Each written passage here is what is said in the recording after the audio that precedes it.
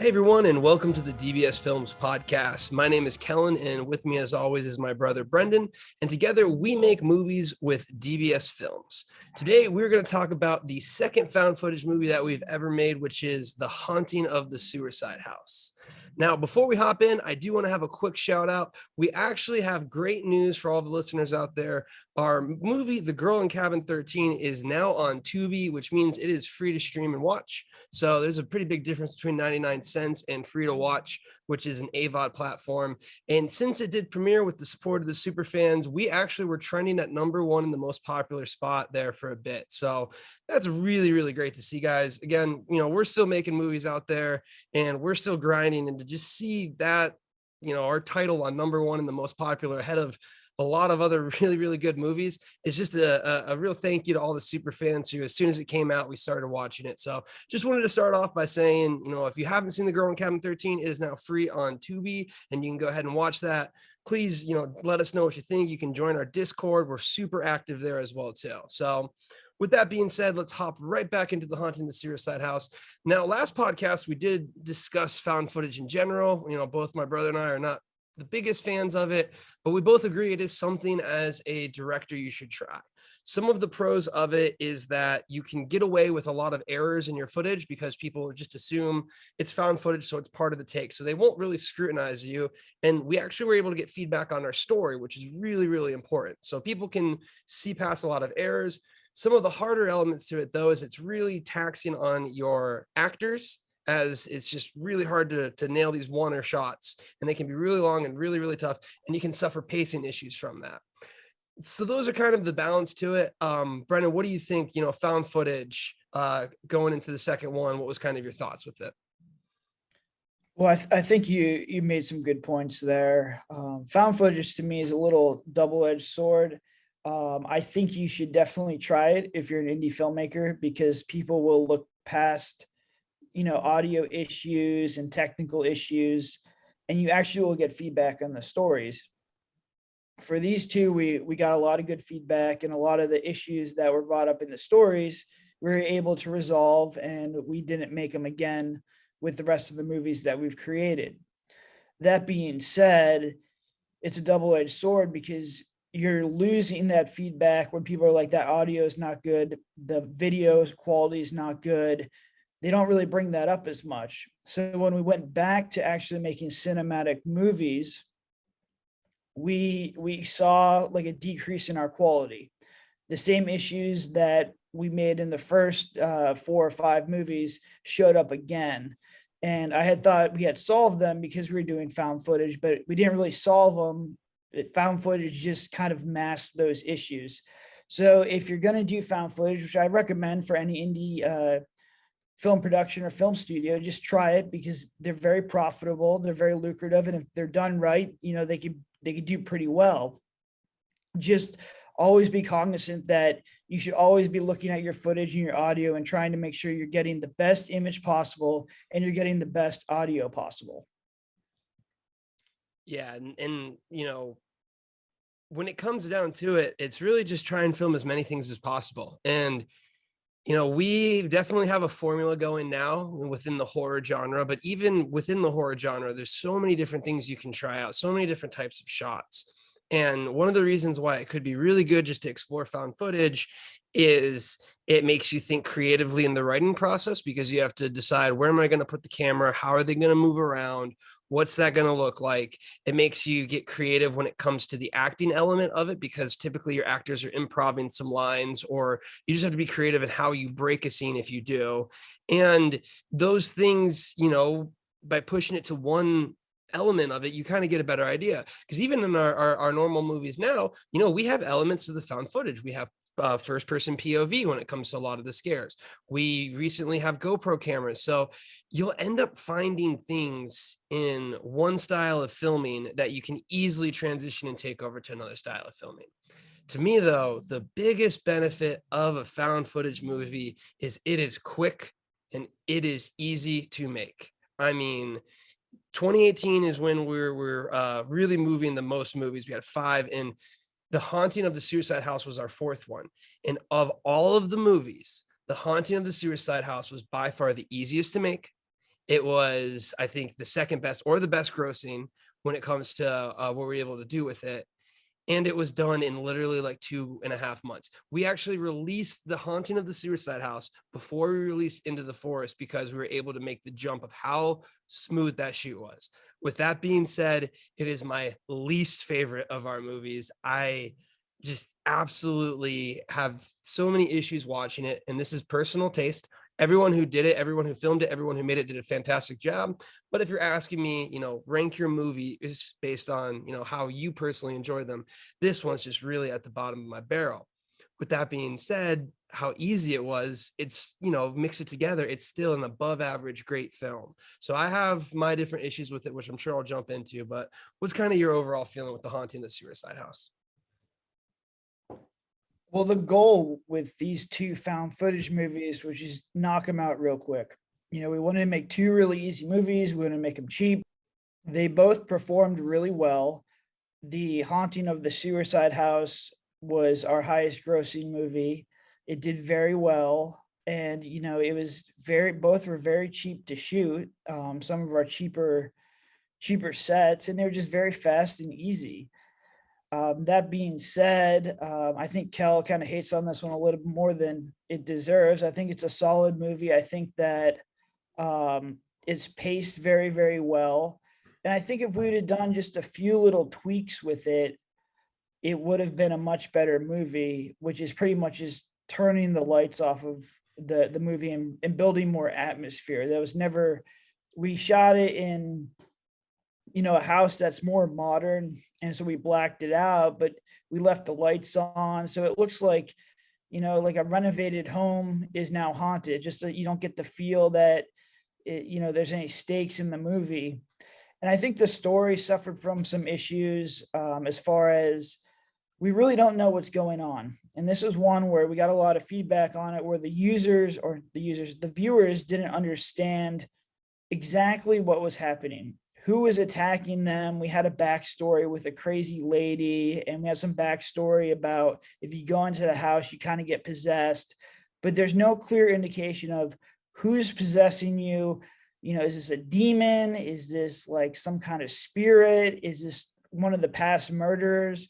We kind of go off in a whole bunch of different directions, and we never really clarify to the audience. So this was the first one where people were able to, put past the technical issues and give us feedback on the story of the movie. Where our previous movies, they were focused more on the audio issues or the visual issues. So those kind of distracted them, and they weren't able to give us good feedback.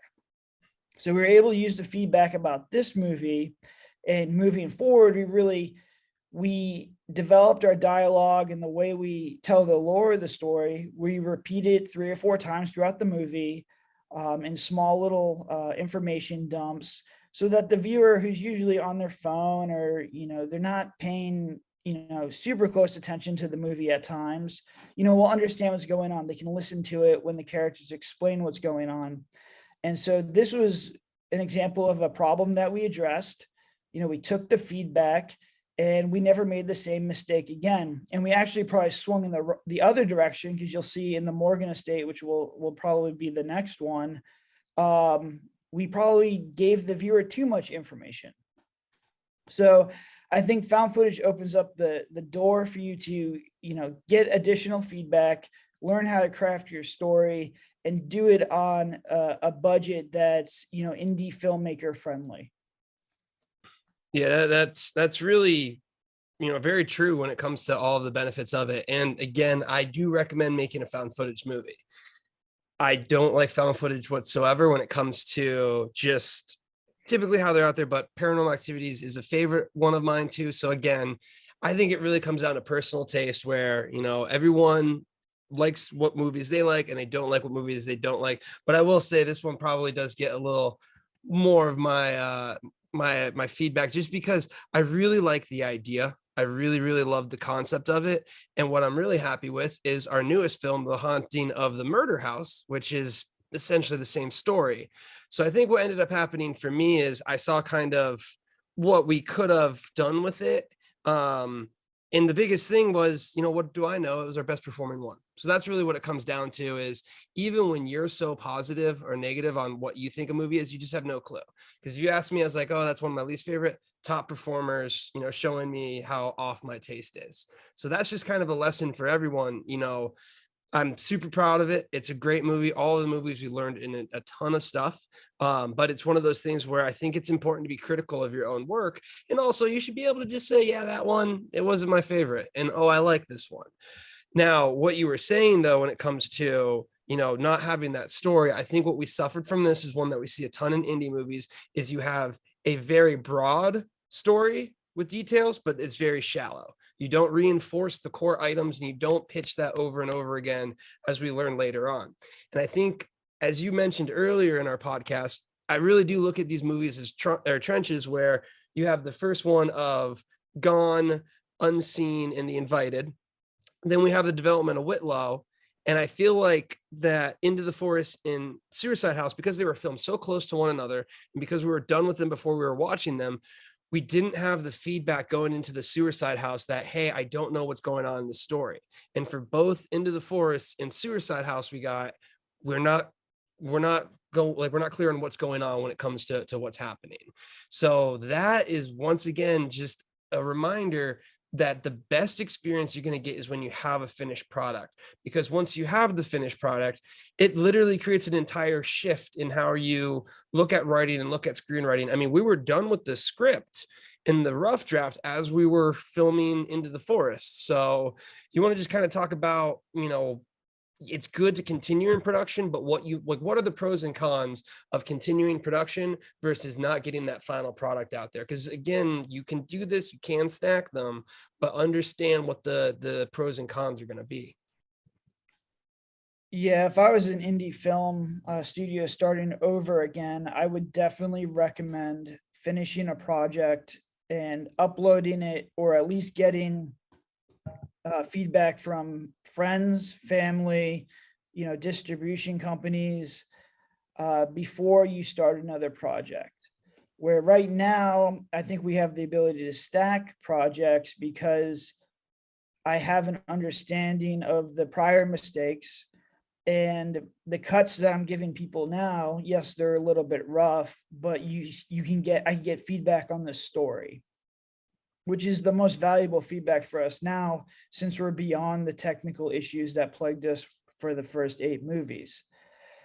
But looking back on it, I really wish I would have, taken a little bit of time to get these things uploaded and to get feedback, because I think I would have saved some money and I would have not repeated the same mistakes over and over and over again. And I think we would have had a better product if Into the Forest released on a proper time frame. Then we would have been able to take that feedback and apply it to the Suicide House, and I think the Suicide House would have been a better movie. But because we were working with editors, and I just wasn't editing the stuff myself like I am now, our time frames were extended and there was delays, and I wanted to learn as quickly as possible. And I felt like the way for me to learn was to make as much product as possible, which is be on set, continue to make these movies, continue to write, and continue to film. I underestimated how difficult and how many mistakes I would actually make during the process. But, I wanted to continue to push forward. And I was like, well, if I can get to, 8 or 10 or 8 or 9, 10 movies, then I could kind of take a look at them, sit back and just see what mistakes that we made. We got to 8 movies, and that's exactly what I did. I took a little bit of a break, and then, I recalculated how I was going to do the whole process, how I was going to shoot the movies, what crew I was going to use. And that's where we made the jump with Girl in Cabin 13. But I would recommend, to try and keep your cadence and your rhythm, but just make sure you're finishing projects. That is the most valuable feedback that you're going to get. And you can learn from it much, much quicker than, having 3 or 4 projects, or even 1 or 2 that are in post-production or in semi post-production, that can end up suffering from the same mistakes. You're just going to lose time and you're going to lose money. Yeah, I mean, honestly, I feel like had we got through post-production, you probably could have shaved off 3 movies. Because somewhat, I would say Invited to Unseen is maybe not as rough as one when it comes to, what we learned. I think we kind of learned from just filming Unseen, like just being on the film set, like, hey, let's not make it this crazy. But when you really look at the Into the Forest and the Suicide House, we didn't get through posting all of them. Both of them suffered the same issues. Then you look at The Haunting in the Morgan Estate and the Devil in the Room. There were a little different gaps because of production on the either ones, but realistically, they suffer from really the same mistakes.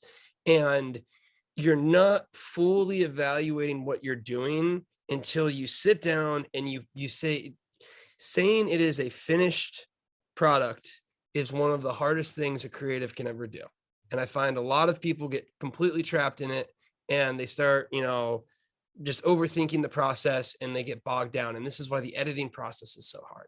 This is why, a lot of filmmakers, you get through the filming stage of it and then you're just really kind of stuck here. So biggest advice is always going to be try and make your way all the way through it, get through that editing process, because then you're going to learn. And I mean, we probably would have been able to change just a few things and made this, considerably better. Again, we're going to talk about kind of what we know now from watching it, but at the end of the day, it was a quick, easy movie. I mean, we banged that thing out. Like that was such a breeze of a shoot. And I can even remember, like, being done with Into the Forest and it's like, all right, we got the script. So this is probably like the quickest handoff that we've had when it comes to going from one film to the other. We're immediately done with Into the Forest. You have the footage, you hand it off to the editor, like you had mentioned, and we just hop right into Suicide House. And where do we pick up from here as soon as you just wrapped Into the Forest? Well, we had it pretty much already written. I was writing the movie while I was shooting Into the Forest. I was coordinating with one of my writers. She was writing the whole thing, and she did a good job of just following the structure that I wanted, and we wanted to make it go fast. We figured out how to pace these movies properly, and we had a casting director and PA who helped me with get the cast together with their friends and get the location. So if you have help like that, when I came off of the set of Into the Forest, this thing was ready to go. I think the turnaround time was 2 or 3 weeks.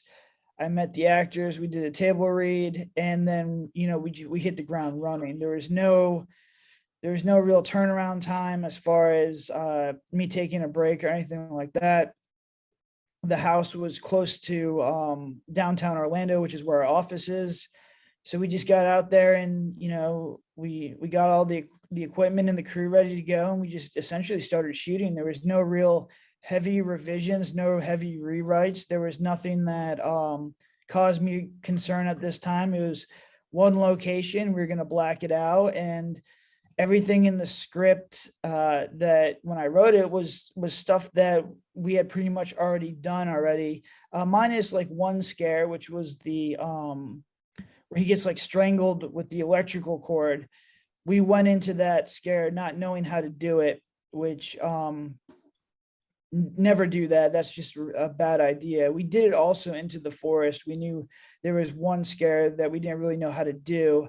And if you ever go into a set not knowing how to do a scare, it's going to come out to be your worst scare. We've done it 3 or 4 times. Every single time that scare is a huge pain in the ass, and it's literally like our worst scare ever. So always, once again, do all your scares in pre-production, or at least have a good understanding of what you're going to do and how you're going to accomplish it. Pre-production will save your life when it comes to being able to get your movie finished. And it really is something where if you're unaware of a scene, there is no harm in just walking through it with another person if you can, just walking together and being the actors, so you just get the angles down so you can kind of see, well, maybe it's like this or maybe it's like that. Because a lot of times you're dealing with special effects, you're dealing with props, and you only have a limited amount of chances. So what I think we really started to see at this point in time is us just getting a lot of tools in our kit of just putting movies together. Like you were saying, we knew different scares, we knew what scares work, We, even got to the point where we were just kind of saying, okay, so we'll do this type of pop scare, we'll do this, we'll shoot it like this, scenes that we already know. And then from there, you're just putting the plot together through it. And it really was a smooth process. I really liked the concept of this, as I mentioned. So I'm really excited for us doing it again. To give you the synopsis and the blurb that we had, it's been 3 years since a local girl murdered her family in cold blood, leaving a trail of theories about what really happened in the house on 101 Black Street. Beautiful, simple, easy, and it kind of gets the point across of get ready for something spooky.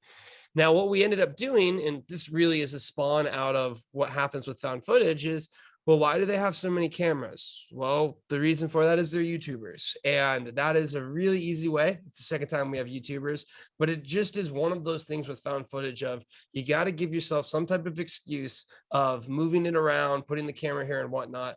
And actually what we learned in Into the Forest and editing this one is it's actually, you can get a little bit more leeway than you expect. So after filming one found footage, what was it like? We had the same DP to kind of, how are you feeling being able to get the coverage, or just, you've been through one, what's the filming going to be like for this one? Well, with found footage, you have a pretty solid crutch at your disposal, which is you can use jump cuts. And Into the Forest, we got a lot of coverage, but I tried to avoid jump cuts because I didn't know how people would react to jump cuts. So a jump cut is essentially you're doing a oneer and you chop out a good portion of it and you just jump forward in time or in the scene. And so Into the Forest was different because we really wanted to try and avoid that as much as possible. I think it kind of pulls the viewer out of it. It's not as realistic, but the Into the Forest had so many pacing issues that we just started jump cutting everywhere and, starting to show people feedback. Nobody noticed at all. The jump cuts weren't a problem at all. So moving into Suicide House, we knew we could jump cut around. That wouldn't be a problem. But we also wanted more establishing shots. Some of the feedback that we got from Into the Forest was we don't really know where we are because everything was first person, POV, and we didn't really shoot very wide. So with this one, we decided to go with GoPros. And you can set up GoPros. I don't think we actually ever use GoPros just because the GoPros do not do very well at night. The image falls apart. And if you're trying to get a movie to pass quality control, you're going to have a hard time with GoPros. So we just we shot with the C300. We just put it on a giant C stand and just raised it up to the ceiling and had the actors do the scene. The other thing with GoPros is you use it as your wide. We would have the actors, because there's going to be no audio, you can overlay the audio later in post. You can have them act out the whole scene, get it as GoPro footage, and then cut in closer with your actual, found footage camera. So there's multiple ways to do it. If you can have GoPros or things on stands, extra cameras, it allows more seamless cuts. You won't have to rely on jump cuts as much. But if you are doing found footage, jump cuts are fine. Unless you're doing them super excessively, really people aren't going to make a big deal about it. And it's an easy way to just move your pacing forward as long as you're getting coverage. Now, if you're getting not enough coverage in a found footage movie, you're going to be in trouble. Yeah, and it's something that happens all the time. Like I said, I think kind of what ended up happening for me is after going through all the indie films and watching a lot of found footage ones, is they go through the same issues. It's usually a pacing issue where things aren't progressing quick enough and they're kind of long drawn out downbeats. And then the second thing, and I kind of refer it as leaving an actor on an island. You tend to leave actors on islands when it comes to this because for whatever reason, something happened that screwed up their flow. They maybe said a line differently, or maybe someone else said a line differently. A lot of times what we don't understand is if you're thinking one line and someone improv something and it slightly changes it up, you might have just passed to that other actor. And the reason I'm bringing this up is I think this is something that directors don't understand just how hard a found footage acting is, because typically you're faking with a camera. So you have to fake, act, and move the camera. And then you literally play this game of if anyone screws up, we have to start over. So it's almost like you being on set, you have to work with three other people. And if you happen to forget your line or you screw up one time, well, then everyone's like, all right, don't worry, like reset. But that definitely affects you mentally. It's, you know, it's like you screw up a play in football, or you were the reason why the scene didn't work. And what ends up happening is you start working with the actors and you're like, just power through it. You know what I mean? Because like if we just completely stop, then we're never going to get this movie done. So what'll happen is an awkward thing like that will happen. And the actors, they do a fantastic job of rebounding, because again, it's really tough. But those things shine through. Whereas in a cinematic movie, I can cut between all of the best takes between all of the actors and paste together this beautiful scene for the most part, if you get the right coverage for it. So do you think that's one of the major issues that it just stands out to me more than any other style of it puts a ton of pressure on the actors? Yeah, which is, it goes back to my point of just making sure you have either a GoPro angle or another camera angle that you can cut around to. Mhm. We had a few cuts where it was one camera and you're asking three actors to go through a page of dialogue. It's very, very difficult. It's a lot of pressure. All the actors, and I think we got very lucky with the Into the Forest and the Suicide House actors because it wasn't an issue. But I can see it being an issue. We've run into problems with other actors just struggling with lines, or they get into a funk and they just can't recover, and it really tanks your momentum. And luckily we were, shooting cinematic, so I was like, all right, just take a deep breath. All I need is like 3 or 4 words from you, or just just say this one line, different variations, so we can just use it when we cut back to you for like a reaction shot. So we got lucky with these two, but I definitely can think it could be a problem if you are an indie filmmaker trying to do found footage for the first time. Make sure you have two angles so you can cut around. If someone messes up their line, you can cut to another angle and then just move on from there. Yeah, and that's super critical advice. Like if you guys are considering making a found footage, always just be like, oh, we got the side camera or the second camera here, because anytime you can get a cut point, you're flexible with it. Now, again, the jump cuts don't matter as much. So, don't get in your head of, oh, it needs to make this sense or that sense. Just give yourself a reason to have two cameras, and the dialogue intensive ones, make sure you go ahead and you just say that, set it up, and it will save you in post so much. So that's very critical advice for it. Now, I think one thing that we made sure we did for this one, just because we had to do the classic found footage intro of reusing the footage, I really actually liked the intro that we went with this one. And the intro was actually cinematic. So we started off with a cinematic intro. And honestly, I think that really, really helped out to track them and get someone, hooked into the movie, because your intro is super critical. So you want to talk about the intro? Yeah, I think we learned from the Into the Forest, which suffered from the like a poor intro. And I think that when it suffered from the poor intro, it hurt the movie financially. And so we learned from that, and we're like, all right, Suicide House, we got to go back to starting with like a banger. And we started cinematic in like a fake police office that we set up in my office, and they kind of run through these doors of my office building. And so you don't really know what's going on, but it's chaotic, it's intense. And then it comes out, and they explain who they are, and then we hard cut to the title sequence. And I think that flowed well. It kind of gives you a glimpse of the characters and kind of shows you what the movie's about, what they're going to be doing. They're ghost hunters. And I think that really, made sure it captured the viewer's attention and got them through the movie. Where Into the Forest just didn't capture those people. And I think they fell off super quickly. Yeah, and this was something where I personally think what it does is anytime you start off with cinematic, and it could just be me watching found footage, I just generally get a more professional, immediate first impression of it, because typically it is lit better. It just, for the most part, it just has a different look to it. So to give you an idea of what the specifics were, the detective comes in and he's like, we got her, we got the footage. This is going to be like a case closed. We bring in the lead. They ask the lead, like, did you like what happened there? And she's like, well, someone got murdered. So you're hooked in literally within the first minute. You've been told there's a murder at this house. Guess what? We have the footage and we're going to show you. Versus the Into the Forest, which was just taking a clip where he's panicked, he's out in the middle of the woods, and then the clip goes black. And then it, got found and whatnot, which again is very stereotypical with it. So I really advise filmmakers, be creative with your intro, and you can really take a look at our movies, and the better the movie did, the better the intro is. And this intro to me was a really, really good one. It really set it up, gave it a unique one.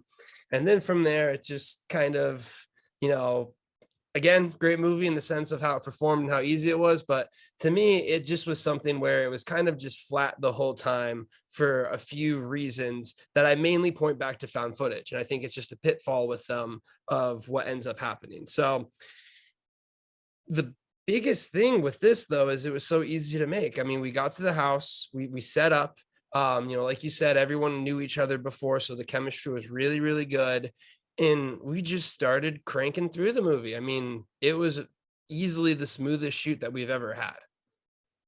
Yeah, I think having the ability to black the house out, we could start shooting at 8 in the morning and shoot till 11 or 12 at night, and not have to worry about the sun or anything like that. Everyone's comfortable. We're in the air conditioning. I think we changed locations like twice. We shot in my downtown office, and then we shot in one of the actors' apartments that was right down the road. So there's nothing that was like crazy as far as breaking down sets. So I mean, it was just easy. And there was no technical, like super technical stuff in there. It was a lot of stuff that we've done before. So we did start and we cranked it out. And I think there's no pickup shots for this one. We just we got all the footage we needed in the 5 or 6 days that we shot. No one was super tired. There was no super long nights. From start to finish, it was definitely the easiest shoot. And I thought that the last one that we did, the murder house, is going to be similar, but it shows you the difference between found footage and cinematic. The technical level of a lot of these shots to get the proper coverage and the proper inserts just takes a lot more time. So found footage, you definitely can save a lot of time, especially if you have good actors, especially if you understand what you're shooting and you can get the coverage that you want.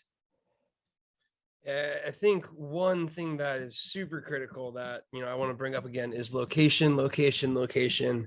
Having a comfortable location where you can easily film and you're not limiting yourself either through access to it where you only have a limited of time, or specific conditions where it might not be ideal with AC or not having water for some of them. Obviously those were things that we weren't necessarily planning for, but having a very comfortable and controlled location can really save you multiple different areas. And it's making a movie is not a sprint, it's definitely a marathon. You have to consistently grind at it through that process, knowing that every second counts. So things like taking a break, having lunch, waiting for different things to happen, those things all add up and they take time.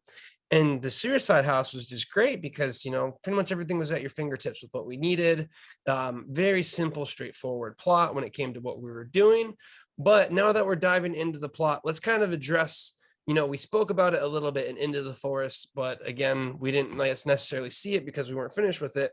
But let's talk about why it's critical to focus in on your plot and repeat it versus having a detailed plot. Because we actually watched The Haunting of the Suicide House with the super fans on Mondays. We have Movie Mondays on our Discord channel on Twitch. We watched it, and what was interesting is so many people were like, I wish there was more to the plot. And what was very interesting to me is we literally had a very deep plot, but we only said it for a single sentence. And we said it all in a row, so it was a paragraph, and we didn't show it either. We didn't show anything that was happening. We just talked at you. So do you want to kind of touch how, if you can't show something, what's the best way to tell the audience nowadays what's going on? Well, I think the first thing you have to do is figure out exactly what your plot is. The plot that was in this movie was, this house, when you go inside of it, it makes you kill other people and kill yourself, hence the suicide house. The problem with that is we had 3 or 4 different stories of people who have either killed someone or committed suicide in that house that we tell the viewer. Some people go insane. It could have been a possession. I can't even remember what the other 2 were, but it was all over the place. So when people watch this movie, they're like, well, what's making these people do this? Is this a demon? Is it a ghost? Is it a spirit? Is it this old crazy grandma spirit that drowned her kids in the tub? Is it this other guy who essentially butchered a whole bunch of people? It was never clear. So I think the movie would have been a lot better if we just picked one of those things and just constantly hit the audience over the head with it a couple times, saying, hey, look, this is a possession movie. This is what happens when you go inside, this house. This guy lived here, and a devil or a demon or something made him possessed, and then he killed a bunch of people. If we just focus on that and reiterated it to the audience 3 or 4 times, it would have been much more clear. It would have been much more focused than having 3 or 4 different subplots, different strings you could pull at, because you only have an hour and 20 minutes to essentially tell your story. To develop that lore, unless it's through like different scenes, you're visually showing the audience, it's just going to confuse people. And I think less is more as far as story for indie horror movies. Just because you want to keep that plot moving, and you just don't want to drag down the movie and slow it down by explaining a whole bunch of stuff that isn't relevant to the actual movie. Just pick one plot line and really focus on it and really make sure it's as simple as possible. So in the remake of this, the one we just did, it's a guy, he got possessed, he put on a clown mask, and he abducted and killed a whole bunch of girls. That's it. So we took one of those 4 that we had for the other one, and we essentially made it a movie. We've shown it to a whole bunch of people. They understand it. It's very clear. It's very simple. And yeah, it doesn't have a lot of depth, but it doesn't need a lot of depth to get the movie completed and to get the people to watch all the way through. Yeah, you really got to think of, when you're doing your plot, you have to hammer it, and it's almost like a nail, and you got to just keep hitting it. I would say pick one nail and hammer it 3 times. Just really pick one core plot line that you can have multiple people restate, and then say it at least 3 times. And I feel like after watching Into the Forest and watching Haunting of the Suicide House, we understood that. And then ever since then, we typically have 3 scenes where we restate the same plot. Because as you're mentioning, the plot was basically like, this wife, Rosemary, was beaten by her drunk husband, and she got possessed, and then she killed her child, and then another person moved in, he killed people, and then we had a third person move in, and she killed her parents, and then you meet that person. And what was interesting, as I said, is when they were watching it, they didn't know what the plot was. But if I asked them, hey, what about Rosemary and one of them, they'd be like, oh, maybe that, like, they don't remember it. And it's just something where it's better to pick one thing. There's a guy, he got possessed. And multiple times we say he got possessed, he got possessed, he got possessed. So surprise, surprise, someone else gets possessed. And that's where the people are like, I get the story. So I would really make at least 3 parts of your movie just a real clear, here is what the story is. Because nothing takes you out of a movie more than just staring at it and trying to figure out what's going on. And I think one of the easiest mistakes for any filmmaker to do is to say, well, the story was clear in my head. Of course it's clear in your head because you're the one that wrote it and you created it, and you're never going to be that clear. You have to understand that it is going to be a watered down process, and it's best to just hit them with the strong, plot ideas that you have to move it forward. That being said, another big benefit that we had is this was having me on set again for the real-time editing. And man, real-time editing of found footage, I was basically right behind you. Like, I mean, every time you finished and I got a new hard drive, I put it right on there. We were good to go and we were cooking. And we've basically had the movie, right behind us to watch at any point in time. So, again, what's the benefit of having the immediate access to what you just filmed? Well, I think on-site editing is actually very crucial for found footage because you're working with extended oneers. So a lot of these shots are 3-4 minutes long. If you happen to have a mic drop out, or if you happen to have something wrong with the footage or some issues technical wise, and you don't catch it, if the DB doesn't catch it, if I'm not catching it with my headphones, you're in a lot of trouble because you essentially can't use that 3 or 4 minute take. And because they're oneers, you're just not using as many takes as cinematic. If there's something wrong with a cinematic shot, I could cut away or to cut to someone else. So for found footage, being able to review the footage is crucial. The benefit of editing found footage is drag and drop. If your oneers are good, if the actors are good, you can essentially stack scenes on top of each other, and there's very, very minimal editing other than like maybe switching to the GoPros or switching to, one of your other cameras just to give the viewer a little bit of diversity as far as when they're watching scenes play out. Yeah, and it was just such a breeze. I mean, literally found footage. If you make a found footage, you should edit the found footage. I mean, it really is drag and drop for the most part. You can do the the jump cuts to increase the pacing or fix any errors that you might have or you might run into, but really it's such an easy process. And this is really one of the reasons why we were, pretty much done with it. And I think this was one that kind of started to trigger us going from relying a good portion on an editor to just seeing, hey, we just edited 90% of this movie right now. Like, we had a rough at wrap, which never happened any other time. I don't think you're ever going to have that happen in cinematic just because of the coverage issues. And really, when I'm on set for a cinematic, it's just the important moments and confirming we have things. But we were done with this rough. And we're like, you know what? Let's just put the polishing touches on it. So how are you feeling, with us being done so quickly, such an easy set? I think it was the only one that we weren't like rushing out of it in the sense of like the cleaning people or whatever were going to be there in an hour. But how did it feel? I felt good with it. It flowed really well. I thought the actors did a good job. Just completing a movie is a struggle in itself. So to be able to complete a movie and have the ability to not rush out of a property, not you have to fight like daylight coming up. It's a nice feeling. I drove home and I was nice and relaxed. My brain wasn't completely melted. So I felt good with that one. I didn't know how it was going to turn out. On some of the other ones, I had like a feeling that it was going to be really good. This one, just because it was found footage, is a little bit difficult to see how, we were going to pace it. And at this point, I started to learn, what I have in my head when I'm reviewing the footage is not how it turns out. So I think I was a little bit more pessimistic as far as like, I know there's going to be issues. I know there's going to be plot problems. There's going to be a lot of issues with this footage. So I wasn't getting ahead of myself. That being said, it turned out really well. I was happy with it. The upload was super easy. And once again, the movie did a great job. People loved it on Amazon, and it's our highest grossing movie to date from The Hateful Eight. Yeah, and it just really shows you that I have no clue what I'm talking about when it's something where, for me, doesn't do it, but people love it. Our super fans who watch it on Mondays, they were saying, I absolutely love this movie. It was a great concept.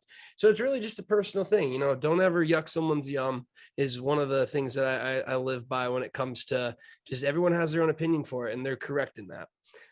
With that being said, to kind of touch on some of the things that, I would do differently, I feel like one of the main things that we point out now is we just left the lights on. And in a horror movie, I would say there are points for daybreak scenes and to have that light there, but usually less light's better when it comes to that now. I feel like now we kind of just say, let's turn the lights off and keep it very minimal, and we just keep it more dark. Do you think that's something we started to develop after that?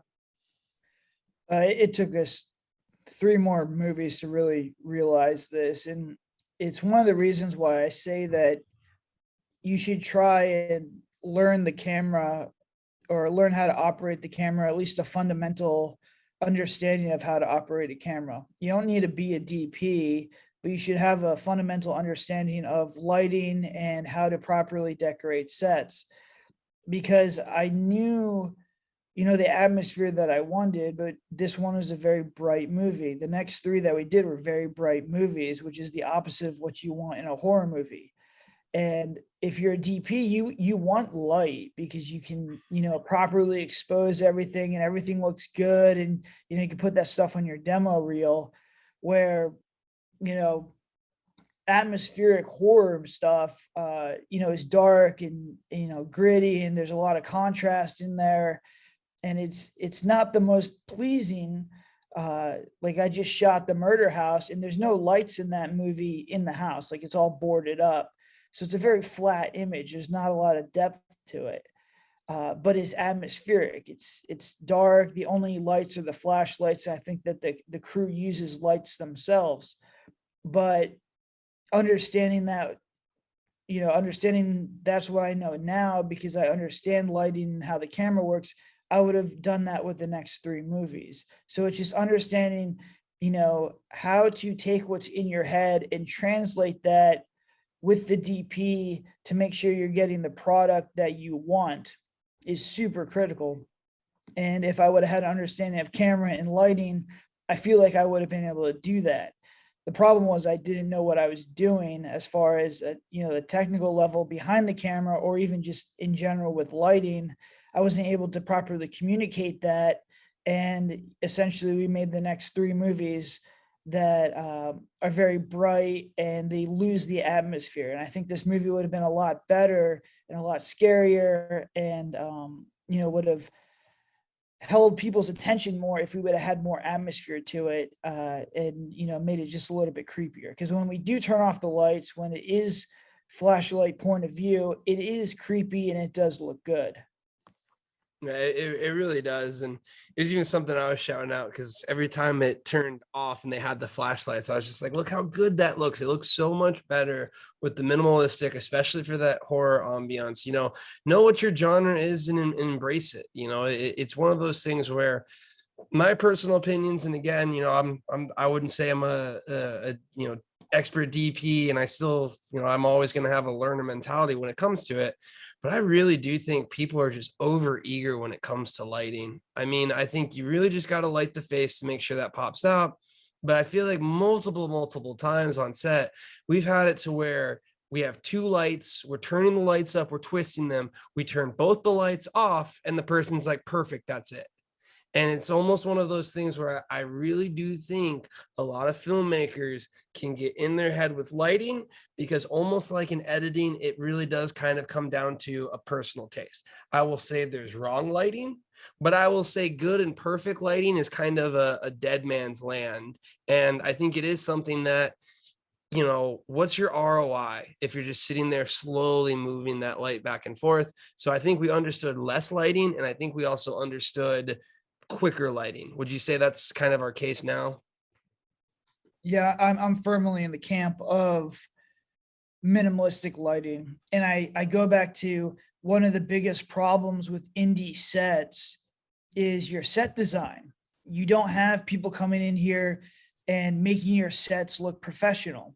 So leaning on wide shots is very difficult for an indie filmmaker because you're probably going to be shooting against walls that are plain and blank, or your sets are just not going to look good, or you're going to have trash from the shoot all over the place that you're going to have to remove in post. So minimalistic lighting will help you out because that stuff's not going to be lit. If you just focus with like candles or lanterns, usually it's just the face that's silhouetted. So you can kill two birds with one stone. You can go wide and no one will really see your background, especially if you're just not in a set that is, conducive to what you're trying to do. Like I said earlier, this house was like a remodeled house. It had like brand new kitchen countertops and, wallpaper and all this stuff. It didn't look like a haunted house at all. And we lit it all up. So when you see it, you're like, well, this looks like, someone who just flipped their house. If we would have kept it dark, you would have never saw all that stuff. And, it would have saved us and added to the atmospheric tone, which I wanted. But because I was so new and I didn't know how to properly communicate that, we never got. And I really do think, this is something where, aside from some of the other, I would say, more pacing issues which come about from just being a found footage, like, to me, the movie doesn't really get going until we get to like the midpoint when we have a really good alarm go off. So the intro was interesting, but then I feel like we're kind of, moving along, and I still think pacing can be one of the biggest issues. It was an issue for Into the Forest too. But just having that bright light really kind of takes it out of it, because I think if you leave someone in the downbeat, they're going to pick your movie apart. If you're not actively keeping their attention, they're going to look for something to point out. And I think that's something that can go hand in hand with like a lot of the comments we get and the reviews we get is, typically they reference some type of downbeat and they reference something that bothered them in the downbeat or something like that. So I think, that kind of is just, take a look at your lighting, take a look at the pacing as well too, because if action's going on, people aren't necessarily going to see a lot of the things. Whereas when it's that long downbeat scene, you're going to have the eyes going back and forth everywhere. So would you say, with the pacing of it, compared to the movies that we're doing now, what's like the biggest difference, where we're at here? I think the issues with this one is I think the scares were stacked properly, and I liked the pacing. I thought there was enough action in there. We struck out on like 3 scares in a row, and I think you can miss on 1 or 2. You can't miss on 3 in a row. And I think, like you said, up until the middle of the movie when the alarm sequence starts, which I think is a cool sequence, we had scares in there before that. They just never hit. Yeah. There was no tension. There was no buildup. So people are like, all right, that was like, okay. But then the second one comes and we miss it. And they're like, really, like, why should I keep watching? The third one comes and it doesn't hit at all. And these people turn off the movie. So, obviously it's better to stack as many scares as you can, because if you do miss, you're able to try and recoup it on the next one, as opposed to only having 2 or 3 scares or tension scenes in the movie. Then if you miss one, you're just really screwed. But I think that was a problem, is just we didn't execute well enough on some of these scares in the beginning part of the movie, because at the end, when it starts to really pick up, I think there's some good tension dialogue in there and there's some good scenes at the end. It takes a while to get going to the end, to hit that middle point of the movie where they're actually, in danger and the stakes are high. Just takes too long to get there, and it just wasn't executed as well as how we did it in the latest Murder House movie, where there's higher stakes, the scares are better, and it hits all the way through, and it keeps people's attention. Yeah, I think I'm the most excited for The Haunting of the Murder House. One, it is the best movie we've ever made, in my opinion. We get better as we make these movies, but it's really cool just seeing almost like the evolution of the Suicide House concept, just with us being technically better at making movies. Now, this is something we've mentioned a few times, and we're actually looking at redoing Into the Forest to some degree by taking the shapeshifter idea. But would you recommend to other indie filmmakers, you can run with the same idea as you get better, because there's so much flexibility you can really have when it comes to the story and the execution of it? Yeah, I mean, I totally agree. I think even if you take a look at the Suicide House and the last one we did, the Murder House, you wouldn't even know it's the same concept. They're just technically, the latest one is so much better, as audio wise and visually wise and our scare wise, and just the different, everything that we've learned, we've taken and made it a better product, that I could show them to 2 people and they wouldn't even know. They're like, other than they're both going to a haunted house, it's not even close to the same movie. So I would say definitely try and remake your movies. Nobody's going to care. honestly, if I had the ability, like if the murder house really, really takes off, I would do 4 of those or 5 of those in a year. And I would just go to different haunted houses and I continually do the same movie. Because you still learn from them. You learn from, people give you feedback on story. You'll learn technically, new things, new ways to shoot things. Like I'm already planning, Murder House 3.0, the next one, because I already see, things that I could do better, things that I can improve on, and just make a better product. And I think that, we're filming 4 movies this year. So we did, the next one's going to be similar to Into the Forest, with it, and it's also going to be similar to the Girl in Cabin 13. It's kind of a mold between those two. We're going to probably do the Morgan Estate again, and I'm probably going to shoot this movie, Murder House 3.0 again, and then we'll probably have one wild card. So you're kind of taking one risk, and then I'm falling back on 3 things that I've done before, or at least elements that I could pull from. So, I'm not going into this, new set or new movie completely blank. I've ways to communicate with the actors and, write the script in a way where I'm like, all right, I really like this scene, or this is how we did this. That was good. This is stuff that we did that was bad. Let's avoid that stuff and focus on the good stuff and try and make a better movie. Because as you're going, each movie you make, you're exponentially getting better. And that's like a big thing. Your growth is so much movie over movie that, it's, if you have a good concept, you have a good story, it would be a shame not to go back and revisit it. Yeah.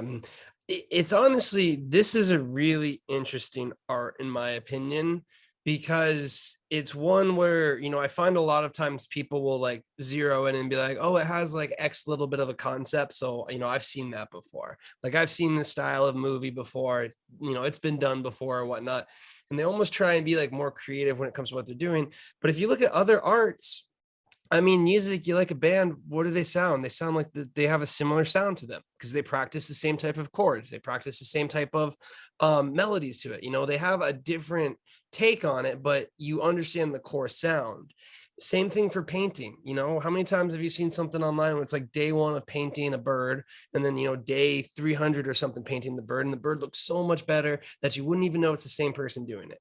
And I think for some reason with filmmaking, people compartmentalize projects and they say it's done, when I think one of the best things you actually can do is to revisit an idea, to understand what you've learned, what you've done better, and then to take a look at it again and do it. And, all of the movies that we made, there's a 2.0 within them, there's a 3.0 in them, there's a 4.0 with them, and all it is budget and skill.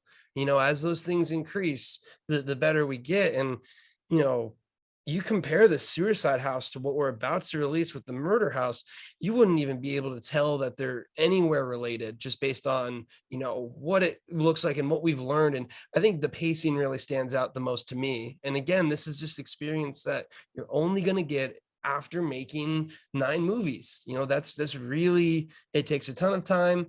You can probably cut down on the time if you're doing the editing process for it and getting to the end of it, but that's just what it takes. So real quick, I always want to mention marketing, because it is the 4th and most critical step of movie making, which is you got to market it and you got to try and turn a profit, or else you're just really putting yourself in such a disadvantage. And all of this hard work that you're putting just doesn't really move forward. Now, the past 2 episodes, we kind of got into detail about split testing and what that's like. But after having so many movies out there, what was your confidence level for being able to push this? Because again, this was our most profitable one.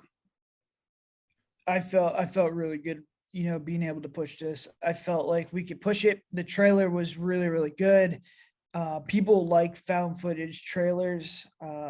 We had some cool scenes in this movie that we were able to cut together.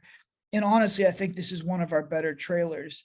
And I think that's one of the reasons the movie did so well, was because we were able to drive so much traffic to the landing page, which was Amazon. So, I was comfortable when we started to get the early split testing metrics. We were seeing we're getting penny clicks. The trailer was super engaging. People were commenting, people were sharing.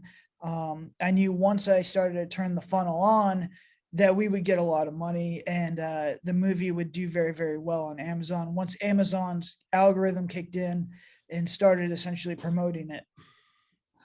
Yeah. So I've said this before, I will say it again. As much as it pains me to say, it is more important that you have a good cover and a good trailer than a good movie. Nowadays, it is more important that you have a good cover, a good trailer, and a good blurb, because you are competing for so much eyes that are just constantly searching for something to kind of consume. And, it's not just movies anymore. It's social media, it's TikTok, it's 15-second videos, it's YouTube. All of this entertainment is your competition as an indie filmmaker. And the only person who's going to care as much about your movie is going to be you and like your friends and significant ones. And honestly, they don't really care about the movie. They just kind of care about you. So you really have to put your best foot forward when it comes to the marketing. I see so many movies out there where if you just tweaked your trailer, tweaked your blurb, and tweaked your title cover, you probably would have completely different success. Now, what I'm, not saying is, hey, just go ahead and you have no creative freedom in what you want to do, but be smart about it. If you have an idea or a concept you like, try and get 3 or 4 ideas or concepts you like and split test those. You don't have to just, dictate every single thing by what people are liking. But if you really want to make a career in this, if you really want to continue to make these movies, the odds are stacked against you with getting anyone to be there. And the best thing you can do is find a way to push your movie to get on the algorithm and ride that wave. And because of that, a movie that I would be like, oh my gosh, this movie, like, it just doesn't do anything for me, is our most profitable one. And that just is a testament to, you won't know how it's going to do. You don't know how people are going to react to it. And, it is something where once you put it out there, you'll figure it out. But the best thing you can do is put as much work into setting yourself up for success when it comes to that marketing element. Now, this was our last found footage that we've done. You did mention to me, like, I'd like to do another found footage. At first, I was like, I'll pass on that one. I'll pick up the next one after that. But I think what we actually really did learn is, an understanding of the pacing and the jump scares and whatnot. But what would you say is the biggest thing that you took away from filming with found footage? The biggest thing that I took away was just how easy it is to do. As long as you have good actors that could essentially go through oneers without, causing issues or forgetting their lines, it's very easy to do it. People look past your technical issues, and you'll get really good feedback on your stories, which is important, moving forward. So it's cheap, it's easy, it's efficient. You don't really need, like, I think we're just using a zoom lens, so we didn't even have like the full kit of lenses. And I think if you understand how to have different cameras and you come up with different ways to have different angles, you will really set yourself up for success. I think people shy away from the found footage stuff because, they're like, oh, that's for amateurs. When really, when you're first starting out, you are an amateur. So found footage is for you. And I wish I would have started the first 3 movies with found footage. If I could go back in time, I would do that, because we would have learned a lot more as far as how to properly pace and how to properly structure a movie. And we probably would have made a lot more money. That being said, I'll probably shoot a found footage movie this year. I've been thinking a lot since we've been doing the last 2 podcasts. I know Kel's not going to be happy about it, but if I can get myself a zoom lens, because all this equipment I own right now is cinematic, I can knock one of these things out in 5 days, super easy. And I guarantee you'll probably see it right up there with The Girl in Cabin 13 on Tubi. I mean, honestly, I wouldn't be surprised if it's December 26th. You need to film 1 more movie so you can get 4 for the year. So it's like, let's bang out a found footage movie and we'll be done with it. So, all of those things you mentioned are true. Overall, if I combine production and how I feel about the movie, it's still an 8 out of 10, because it was the easiest thing we ever did. It was done really quickly and it was the most profitable. And realistically, how do we had, 9 of those and they were just as profitable, we'd be in a completely different situation. So it is something that you definitely should do as a filmmaker, because it's going to teach a lot. I do think, and we'll talk about this next week when we dive into the Morgan estate and then The Devil in the Room, are cinematic almost suffered from it because we ended up having such an easy experience there, and we were into almost a rude awakening for the world of cinematic again. Now, we love both those movies and they were absolutely tremendous, but we're going to go ahead and wrap up and talk about those next week. So as always, guys, be sure to like and follow us pretty much anywhere. We're pretty much everywhere now. So if you like this, be sure to subscribe to the podcast. We have a YouTube channel as well too. The absolute best place to hang out with us is our Discord channel. We are super active in there. We are spreading all of the love to our super fans because you guys are absolutely the best. So if this is something you are interested in, highly recommend finding us online, taking a look at our Discord, because we're always happy to add more people to the DBS army just because it's really cool interacting with everyone. You get inside knowledge. You're going to watch The Haunting of the Murder House before anyone else. And with that, one last plug for The Girl in Cabin 13, which is now on Tubi. If you watch that, we would absolutely love it. But until then, have a good one.